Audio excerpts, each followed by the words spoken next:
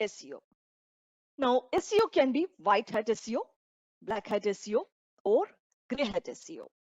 White hat SEO refers to the most legitimate practices adhered to by marketers to gain higher rankings in the search engine's results page. The white SEO practices strictly abide by guidelines for SEO published by search engines like Google. The practices listed under the white hat SEO techniques may be slow in giving you results, but the results last for a longer duration. White hat SEO activities include having a secure HTTPS site, keeping a simple URL structure, tagging your site for child-directed treatment, making sure your site is compatible with different types of browsers, making sure you have a good, clean HTML code, and avoiding creation of duplicate content, and also making sure that your links are crawlable by search engines. Black hat SEO includes practices that aim at finding weaknesses and loopholes in Google's algorithm in order to rank higher in the search engine results pages. These practices are against the guidelines proposed by Google and overall Google's algorithms. Now, the most common black hat SEO techniques include spam links, keyword stuffing, cloaking, hidden text and links. These practices aim at misleading the users and redirecting to the site they don't need. Let me briefly explain these techniques further. Spam links are links between pages that are present for reasons other than relevant content or relevant action.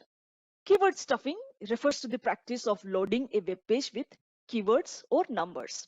Now let me give you a Google example, okay? Google says keyword stuffing is repeating the same words or phrases so that it often sounds unnatural. Like for example, we sell custom cigar humidors. Our custom cigar humidors are handmade. If you're thinking of buying a custom cigar humidor, please contact our custom cigar humidor specialist at custom.cigar.humidors@example.com. Okay. Now the phrase custom cigar humidors is used repetitively and it sounds quite unnatural and in fact funny.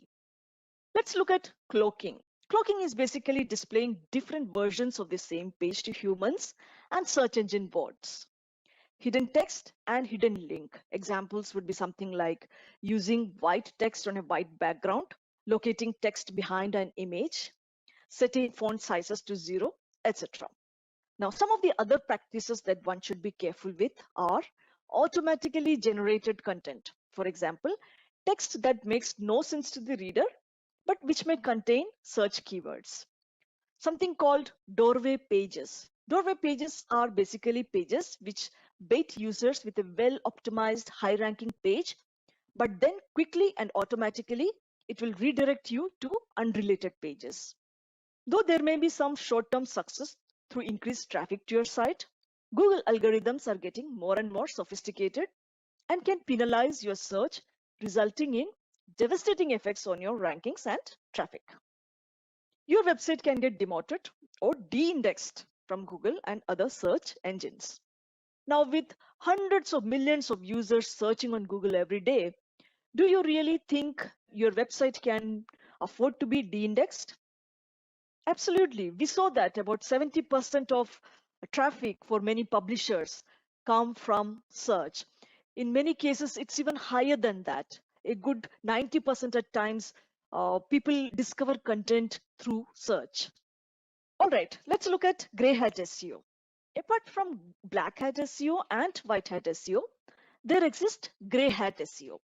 Now, these include practice of tactics or techniques which remain ill-defined by published material coming from Google. Now, they might not contravene the guideline in letter, but definitely in spirit. Some examples: excessive internal links, placing more internal links onto a page than needed in order to increase the likelihood of users visiting them.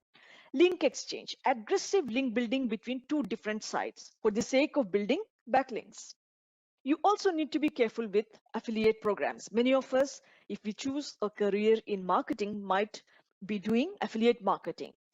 You need to be careful with it, since pages with product affiliate links on which the product descriptions and reviews are copied directly from original merchant without your adding any content or value, it's not rated very well by SEOs. You need to add value or original content onto those pages. Spam in social media, that's again a kind of gray hat SEO that many people do. Fabricating news, since many news sites are eager for content, creating fake news and trying to share them to get traffic to your site, that's again a gray hat practice. There's also something like buying positive reviews, buying positive customer reviews in exchange for reward. It could be money, it could be products, or even services. And then there is something called domain grabbing, where one buys expired high authority domains and tries to build backlinks from them. Many times you would have experienced what we call as cyber squatting, which is registering a domain under the name of a non-brand without belonging to that brand for the purpose of either stealing their traffic or reselling the domain to them at a premium later on. The other way of classifying SEO is on-page SEO, off-page SEO, and technical SEO. On-page SEO consists of activities that are carried out on the page that is to be published. Simply put, the tasks that help optimize a given page such that it appears higher on a search engine result page. The on-page SEO activities primarily include infusing keywords in the right quantity and in the order of priority, inserting internal links, meta tags, meta description, building a customized URL structure, taking care of image SEO like inserting alt tags, and most importantly, providing the users with good quality content. Let me take you to a search result. Okay. And let me show you what each of these result constituents mean. So what you see here, right? This is basically the title. Now your title is the first and many times the only part of your search result that people read. Titles need to be simple and they need to be short. What you see above it basically is the URL. You might want to apply the same principles for your URL as you did for your title tag. Make sure your URLs are relevant and short, but still provide enough information to adequately display what the page is about. Sometimes you will often find timestamps under this, maybe for blogs, etc. Blogs, news articles. This reflects the freshness of content. Let me just show you another search where we can get some blog results. How to assemble a table, maybe.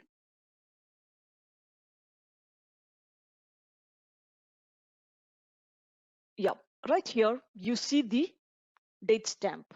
So this basically tells how recent the article is. Make sure you refresh your content regularly to avoid people mistaking your content as old.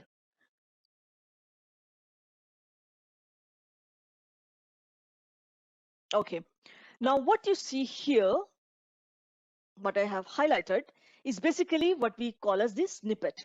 Now the snippet is the description of the page and is usually limited to about 156 characters. While the snippet may be the meta description that you wrote, sometimes Google sources the snippet from contextual information which is available on your page. This allows Google to tailor the snippet to each unique search query and provide relevant information pertaining to that search. One thing you need to keep in mind is that they don't really make up words or sentences. They pull out whatever is there on your page.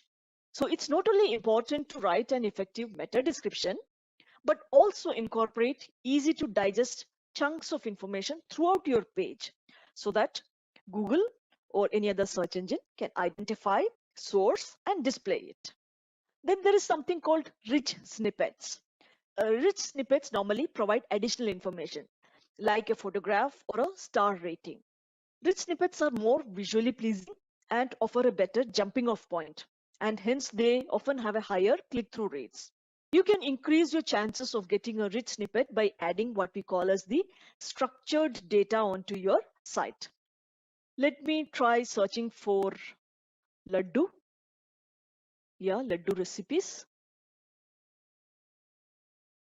Okay. Now let's look at this recipe from, or let's look at this recipe. Oh, no, not that. The one below it maybe. Yes, indeed. So if you look at this recipe, you will see the image. You will also see the rating. You also see the time taken to make it, as well as nutritional information, calorie information, etc. Now, this is what is known as a rich snippet. You can also get rich snippets at the top of your page, like this, like what you see here. Now, these are known as featured snippets. The other interesting thing on a search result page, which you might have noticed at times, is searches related to. This section is a great place to source other keywords to include in your content. Now, the tip is to use these keywords sparingly and sprinkle them across your content, and consider incorporating a few of them in your headings. Coming back to the furniture result that we saw, you see something here. These are called site links. The links shown below the result. And these are meant to help users to navigate your site. Google analyzes the link structure of your site to find shortcuts that will save users time and allow them to quickly find the information they are looking for. Coming to off-page SEO. Off-page SEO refers to activities that are performed on a page after it goes live on the web.